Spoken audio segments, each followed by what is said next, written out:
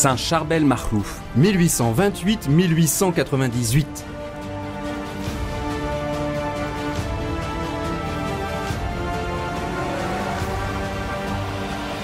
Quand la paix du Christ se sera enracinée en toi, tu apporteras aux autres la paix et tu les guériras de leur angoisse de vivre et de leurs doutes. La force de la prière ardente est 1000 fois plus grande que celle des remèdes humains et que les forces terrestres. Voici la prophétie d'un ermite, maronite, égaré, non loin de la vallée sainte au nord du Liban, qui s'adresse à un jeune berger, Joseph, très pieux, âgé de 16 ans au milieu du 19e siècle, le futur Saint Charbel.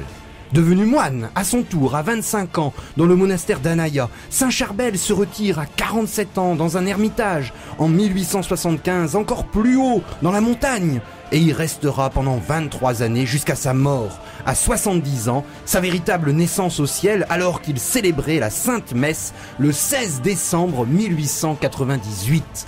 Dans ce dernier épisode des Pèlerins de Dieu, votre feuilleton à l'école des Saints, et plus précisément ce mois-ci à l'école de Saint Charbel Makhlouf, ermite, maronite libanais, découvrez avec nous sa spiritualité centrée sur le Christ, par une adoration devant le Saint-Sacrement, une tendresse filiale pour la Sainte Vierge Marie, et la réalisation sur terre des merveilles promises par les béatitudes. Pèlerins de Dieu avec Franck Bétoir et le Père Jean-Baptiste Masson sur RCF Nord-de-France.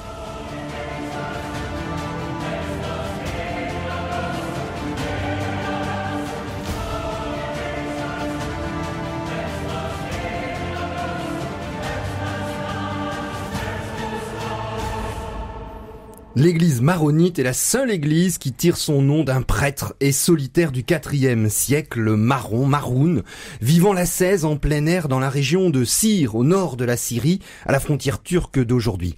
Et puis d'un monastère, cette église maronite vient d'un monastère, moins d'un siècle plus tard. Chassée de la Syrie par les invasions arabes à partir de la fin du 7e siècle, l'église maronite se réfugie dans les montagnes libanaises, au centre du Liban actuel, notamment dans cette vallée sainte des ermites à partir du XVe siècle sous la domination des musulmans mamelouks. La tradition rapporte que le torrent de Kadisha, cette vallée sainte, a été formé par les larmes des ermites pénitents. C'est d'ailleurs dans son lieu hautement spirituel que vécut pendant les 20 premières années de sa vie, notamment comme berger Saint Charbel, dans cette première moitié du XIXe siècle. Église des martyrs, des moines et des ermites, l'église maronite subit la domination turque du pouvoir musulman ottoman du XVIe jusqu'au début du XXe siècle et 1918, la Première Guerre mondiale. Pouvoir turc qui provoqua d'ailleurs la mort du père de Saint Charbel par l'obligation des travaux forcés. Et cette spiritualité maronite qui façonne complètement l'œuvre et la vie de Saint Charbel, et par son histoire, on va dire antiochienne, on retrouve les racines des premiers chrétiens d'Antioche. Nous sommes sur les terres des premiers chrétiens, mais culturellement, elle est tout à fait araméenne, le langage de Jésus, avec une liturgie syriaque très proche des textes bibliques. Voici donc le terreau où naquit Saint Charbel, notamment dans un renouveau démographique, économique et spirituel au XIXe siècle de la communauté maronite et plus largement de la communauté chrétienne dans les montagnes libanaises. Et Saint Charbel va prononcer ses vœux solennels à 25 ans dans un monastère retiré qui s'appelle également Saint Maron, du premier fondateur. À Anaya, nous sommes dans un village en haute montagne à 1100 mètres d'altitude, surmontant la ville sur le littoral de Byblos. On est à 50 km à peu près au nord-est de Beyrouth. Et après des études de théologie à l'Institut théologique Saint-Cyprien, son ordination à 31 ans, le saint moine Charbel va finir à partir de 47 ans ermite, vivant complètement dans un petit ermitage de Saint-Pierre-Saint-Paul au sommet du mont Anaya, où la vue est imprenable sur toute la contrée, mais où surtout on est plus près du ciel. C'est là qu'il va vivre pendant 23 années en compagnie du frère Makarios, ce moine dont le nom signifie bienheureux, c'est les béatitudes. Et donc, il va vivre dans une totale obéissance. C'est vraiment ce qu'il a choisi au moment où, par exemple, son père abbé répondait à son désir de se faire ermite, puisque c'était déjà la vie qu'il avait même au sein du monastère d'Anaya. Eh bien, il va dire, tu peux y aller. Et il lui dit, il y a une grande différence entre l'obéissance et mon désir. Et donc, à ce moment-là, le père abbé lui dit, eh bien, je te demande d'y aller, et c'est avec joie que Charbel y alla. Et en compagnie du frère Macarios en particulier, mais il vécut cette vie de totale obéissance dans la puissance de Dieu. Et ce qui est frappant, c'est, on l'a vu dans les émissions précédentes, tous les miracles que Charbel opérait, on se demande s'il en avait vraiment conscience. En tout cas, ce qui est certain, c'est que même s'il en avait conscience, il n'y attachait pas d'importance, puisque pour lui, c'est clairement Dieu qui agissait. Et puis, donc, quand on lui disait tu es saint, il répondait je suis pécheur. Et quelqu'un lui demandait une grâce, et il répondait toujours fais confiance dans la puissance de Dieu. Et donc c'est cette puissance de Dieu qui va agir dans sa petitesse et dans son humilité, et il va laisser se déployer cette puissance de Dieu. Alors parfois on se demande quel est le secret d'opérer des grandes choses et des miracles. Eh bien il n'y a pas d'autre secret dans Saint Charbel que la puissance du Christ, la puissance de la résurrection du Christ qui se déploie à travers cette vie totalement offerte, dans laquelle, eh bien, chacune des souffrances aussi, des pénitences qu'il va s'infliger, eh bien, le rapproche du Christ lui-même, du Christ souffrant et agissant dans la puissance de la résurrection. Alors cette vie toute offerte à Dieu, c'est aussi une vie de joie. Donc il avait cette rigueur pour lui-même, cette exigence. Donc par exemple, il porte un cilice. Alors qu'est-ce que c'est qu'un cilice? Eh bien, c'est une chemise en poil de chèvre qu'on met à l'envers. Donc c'est-à-dire les poils étant contre la peau, eh bien c'est désagréable à porter en quelque sorte. C'est une pénitence. Eh bien alors des moines disent qu'au bout d'un certain temps on le sent même plus, mais bon, c'est quand même une pénitence. Et donc il avait ça, et il portait ça sur lui toute sa vie. Et donc dans cette vie totalement offerte, on a dit, eh bien, on va voir cette puissance de Dieu qui va agir avec des miracles très nombreux au cours de sa vie, et à sa mort, eh bien, ça ne va pas manquer non plus. Ces miracles se reproduiront. Alors ces miracles proviennent d'une grande foi, et cette foi se traduit par une charité en actes, hein, et même si le Saint Charbel peut à première vue repoussé par un héroïsme des vertus, d'une pauvreté radicale, une prière perpétuelle et puis une chasteté légendaire, il cachait tout ça par une bonne humeur, par une joie, un esprit fraternel. Il se considérait comme le frère de tous. Il n'hésite pas à remplacer un confrère, ployant sous la tâche, pour lui permettre de se reposer. Lui, il ne se repose jamais. Ou de se mettre au service des moines malades ou âgés qui n'ont pas de parents, et il va les veiller la nuit. Et ce Saint Charbel va vivre perpétuellement en se considérant comme le dernier de tous, et il va accepter les tâches les plus dures, et je vous rappelle qu'il vit dans une extrême pauvreté avec quasiment absolument rien à lui, mais il a quand même une certaine liberté. Alors c'est une petite histoire qui est racontée par les témoignages, les multiples témoignages lors de son procès de canonisation, alors que il y avait une messe, et le père Roucos lui demande d'annoncer à l'issue d'un office que le jour de l'Ascension est férié, et il ne va pas le faire. Alors là, c'est tout à fait étonnant. Pourquoi? Parce qu'il ne veut pas révéler à tous le non-respect par son père supérieur des jours fériés qui ne sont pas chômés. Le père supérieur, le jour était férié, mais il avait besoin de faire travailler les novices les dimanches et les jours fériés pour les besoins du monastère. Et donc Saint Charbel prend sur lui pour ne pas annoncer, alors que dans d'autres monastères, le dimanche et les jours fériés étaient non seulement fériés, mais chômés, parce que pour lui, il fallait absolument rendre un culte à Dieu en toute liberté et sans le déclarer ouvertement à son père supérieur.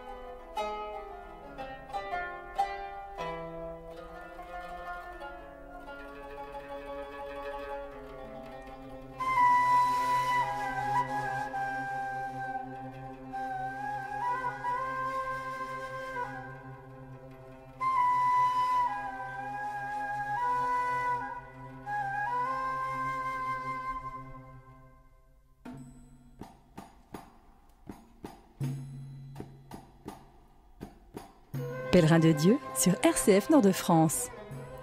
Moine pauvre, obéissant, le père Charbel n'impressionnait pas par sa mine, et donc il avait toujours cette apparence d'être un peu le dernier, et parfois il jouait même un peu le simplet en quelque sorte, obéissant à des ordres même quand ils étaient peu fondés. Et pourtant, on l'a vu un peu avant la pause, eh bien quand cela touchait la foi et l'obéissance au commandement de Dieu, eh bien il savait s'imposer et marquer son caractère. Et donc on se rappelle aussi qu'un jour, face au curé du village qui était un clerc un peu fier de lui et qui s'habillait notamment avec un manteau de fourrure que n'avaient que les notables locaux, eh bien il lui avait fait, alors qu'il avait des paroles qui portaient à la lutte contre le péché, le vice, il lui fait remarquer de façon un peu malicieuse, eh bien avec un tel manteau de fourrure, le péché ne peut certainement pas vous atteindre, vous protège en quelque sorte et vous êtes à l'abri. Et alors il nous faisait remarquer comme ça, un peu sur le mode de l'humour, le décalage entre son style de vie et les paroles qu'il adressait. Et donc Saint Charbel est vraiment un peu une énigme entre cet homme à la fois érudit, quand même assez savant, qui a étudié, qui est prêtre, qui dispose d'une certaine de dons naturels assez grands, puis qui passe sa vie dans la plus grande humilité, dans les travaux manuels les plus difficiles, les plus austères, retiré de tous. Et son secret, eh bien c'est bien sûr la prière et l'adoration.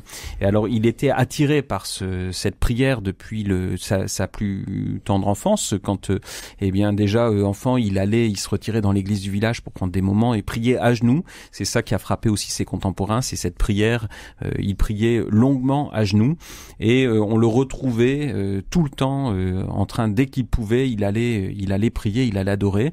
Alors il avait cette chance aussi, vivant avec le père Makarios, de pouvoir lui obéir. Lui, il savait, il connaissait très bien son frère, et donc très souvent, eh bien, il l'envoyait prier devant le Saint-Sacrement. Donc il avait à la fois cette inclination intérieure à prier beaucoup, puis en même temps cette grâce de pouvoir le vivre par obéissance. C'était sa spiritualité. Il ne faisait rien sans le vivre dans l'obéissance. Alors, eh bien, il arrivait parfois que on rapporte qu'un moine rentrant dans l'église en pleine nuit, tout d'un coup tombe sur quelqu'un alors qu'il faisait noir, effrayé, et puis c'est le père Charbel qui est là à prier dans l'obscurité de la chapelle au milieu de la nuit. Il priait sans cesse, notamment devant le Saint-Sacrement. C'était vraiment l'amour pour le Saint-Sacrement qui le pétrissait. Et la célébration de l'Eucharistie était quelque chose de très fort et très très intense pour lui, notamment au moment de sa mort. On voit, il va mourir en célébrant il va avoir les attaques du cœur qui vont l'emporter en célébrant l'Eucharistie. Et à la fois, c'était son cœur qui était vraiment saisi d'amour pour le mystère de l'Eucharistie. Et durant 39 années, Saint Charbel dira sa messe à 11h. Ça ne change pas, c'est le cœur de sa journée, la source qui donne sainteté et fécondité à sa vie d'ermite et de prêtre. D'ailleurs, il la prépare intensément, on a des détails sur les habits, tout devait être impeccable. Il n'y a pas de modestie pour la gloire de Dieu, hein, on se trompe quand on pense que il faut pas donner le meilleur pour le Seigneur. Et il passait notamment par le secret des catholiques, par Marie, par la Sainte Vierge Marie et sa piété mariale qui remonte à son enfance, qui l'a complètement porté. C'est l'autoroute pour aller à Jésus. Il la vivait intensément par le chapelet. La journée, c'était travail toute la journée et c'était dans le silence. Et quand il allait au travail, il avait le chapelet. Quand il s'arrêtait le midi, chapelet. Quand il revenait au monastère ou à l'ermitage, de nouveau le chapelet qui rythme sa journée complètement. Et il aimait contempler la beauté spirituelle de la Vierge et à méditer les mystères de son Fils, puisque la Vierge nous conduit à son Fils, à Jésus. Et il avait également une dévotion pour le Christ, le Saint, la Vierge Marie, mais aussi pour toutes les âmes. Et dans son homélie, le pape Paul VI nous redit combien des âmes qui se sacrifient pour le monde et qui passent toute leur vie dans un monastère sont les moteurs de l'évangélisation. C'est-à-dire que toute l'évangélisation naît de l'adoration et de la prière des contemplatifs. Il ne faut jamais dissocier les contemplatifs et les actifs. Et Saint Charbel avait un souci du salut de tous les hommes, des Libanais évidemment, mais de l'ensemble de la planète. Et un jour, Saint Charbel multiplie les signes de croix. À l'un de ses confrères, qui s'en étonne, Saint Charbel explique qu'en faisant le signe de la croix, en invoquant le saint nom de Marie plusieurs fois dans la journée, tout en étant en état de grâce, il s'était confessé, on gagne des indulgences. Des indulgences. Alors c'est un mot qui a été décrié depuis les réformes, mais c'est magnifique, c'est-à-dire on a une solidarité et on veut tous ensemble se purifier de tout ce qui est mauvais en nous, et pas simplement pour son propre péché personnel, mais aussi pour les traces que nos péchés personnels font un petit peu, déteignent un petit peu sur l'ensemble des personnes qui nous entourent. Et il explique en offrant toutes ces indulgences pour le repos d'une ou de plusieurs âmes souffrant au purgatoire. Il poursuit Saint Charbel, combien tu auras soulagé leur souffrance. Et combien tu auras soulagé leur souffrance. Il le répète 2 fois. Et combien tu auras gagné en revanche de mérite sans te coûter grande fatigue. Qui laisserait tomber la récompense promise pour un verre d'eau fraîche offert au nom du Christ?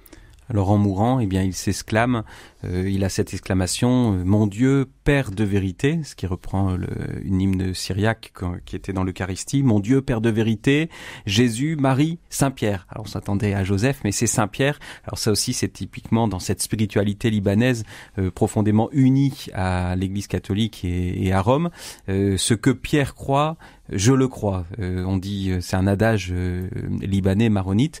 Voilà, il y a aussi cet amour de l'Église dans lequel Saint Charbel s'est fondu et s'est livré. Et aujourd'hui, quand on voit cette Église qu'il a profondément aimée, cette Église maronite en particulier, elle vit profondément de cette grâce de Saint Charbel. Et on peut dire aujourd'hui, quand on va au Liban, que Saint Charbel est vraiment vivant au milieu d'un peuple vivant par la foi.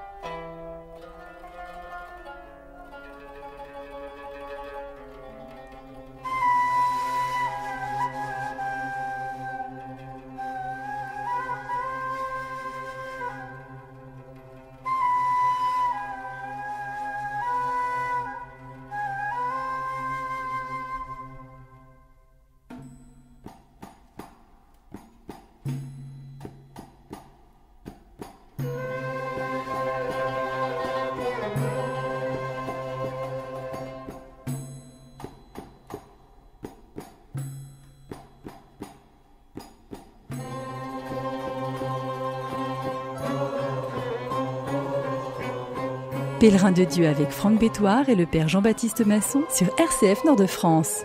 Le 16 décembre 1898, Saint Charbel commence à célébrer la messe. Mais dès qu'il eut terminé de prononcer les paroles de la consécration, une attaque le foudroya. Le père Makarios, son compagnon, se précipite, lui enlève son habit de messe et l'aide à se relever. Il se remet et continue la messe, mais à peine eut-il élevé le Saint-Sacrement qu'il se raidit à nouveau. Son compagnon remarque que Saint Charbel prolonge le temps de l'élévation d'une façon inhabituelle. Il s'avance vers lui et le trouve en pleine douleur. Il lui retire doucement l'hostie de sa main, le très précieux corps de Jésus, la dépose sur la patène et assisté du frère Boutros, le fait asseoir sur une chaise près de l'autel.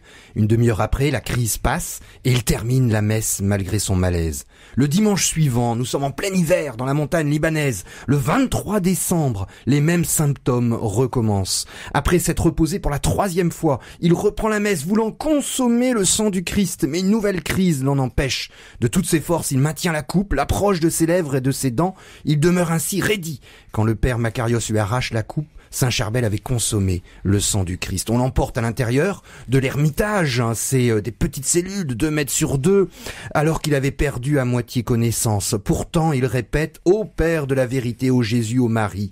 Son compagnon l'étend sur un tapis en poil de chèvre dans la cuisine pour le réchauffer à cause du froid glacial et de la neige déjà entassée à une hauteur de plus d'1 mètre autour de l'ermitage. Quand on le couvre, il jette loin de lui la couverture et quand il revient à lui-même, il dit « Je veux réciter la messe, préparez-moi l'autel ». Et il s'exprime en syriaque « Louez le Seigneur du ciel, louez-le au plus haut des cieux, Seigneur, prends pitié de moi ».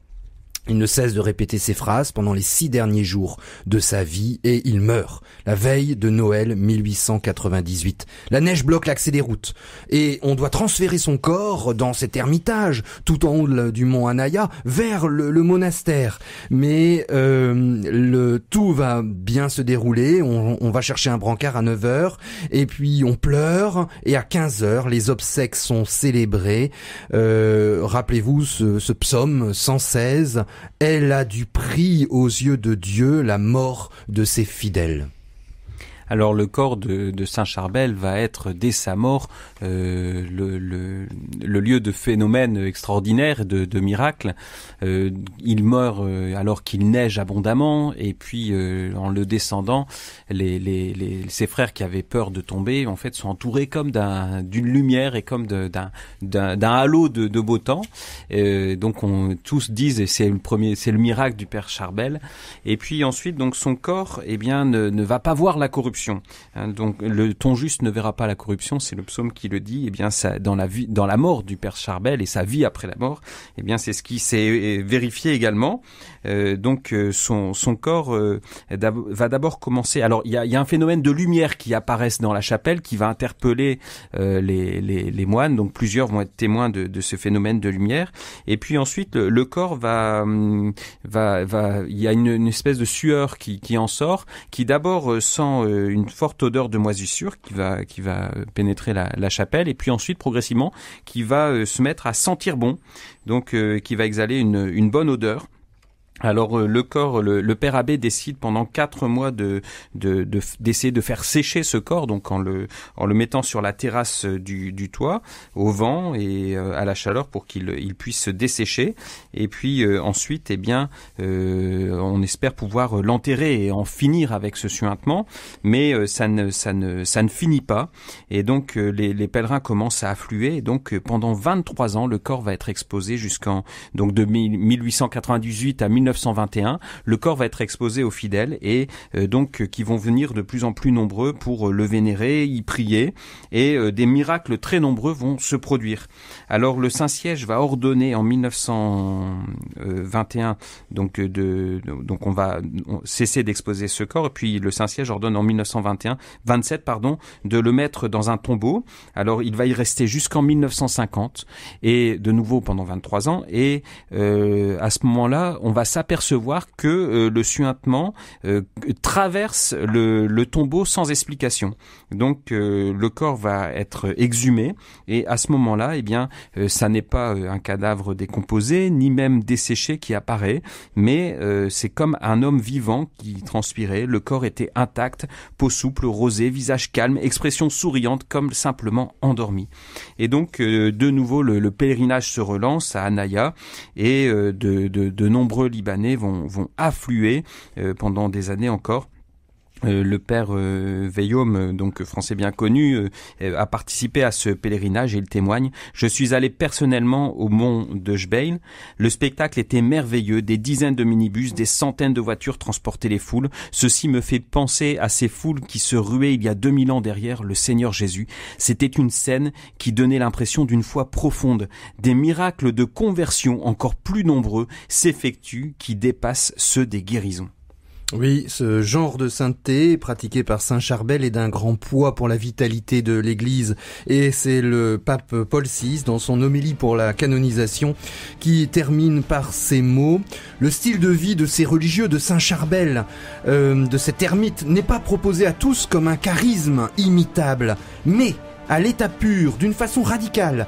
Ils incarnent un esprit dont nul fidèle du Christ n'est dispensé. Ils exercent une fonction dont l'Église ne saurait se passer. Ils rappellent un chemin salutaire pour tous.